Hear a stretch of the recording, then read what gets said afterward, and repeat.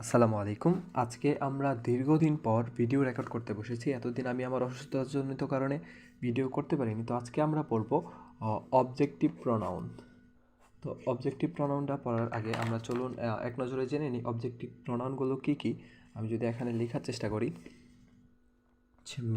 Me, us, you, it, him, her, them, one, whom ইত্যাদি এইগুলো আর কি হতে পারে আমাদের objective pronoun.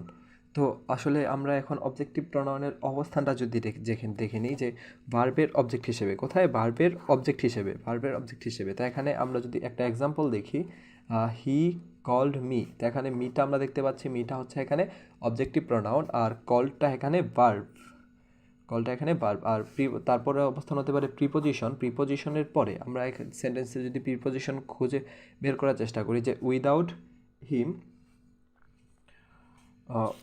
Him I will not go there.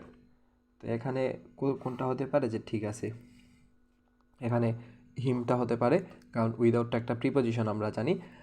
Infinitive participle বা জিরান থাকলে এদের পর, তো ইনফিনিটিভ পার্টিসিপল জিরান এদের পর হয় কি সবসময় বসে, দুঃখিত, যে সবসময় অবজেক্টিভ প্রনাউন বসে। যেন টু ফলো মি, এখানে মিটা অবজেক্টিভ প্রনাউন আমরা জানি। আফটারের পরবর্তীতে এখানে হচ্ছে ড্রপিংটা এখানে আমরা জানি যে জিরান, আর হিমটা হচ্ছে এখানে অবজেক্টিভ প্রনাউন। আর আরেকটা জায়গায় অবজেক্টিভ প্রনাউন বসতে পারে, সেটা হচ্ছে লেটের পরে। আমরা জানি যে লেট মি, লেট আস, সেন্টেন্সগুলো সবসময় এরকমই হয়। তো হবে কি যে লেট মি ডু দ্যাট,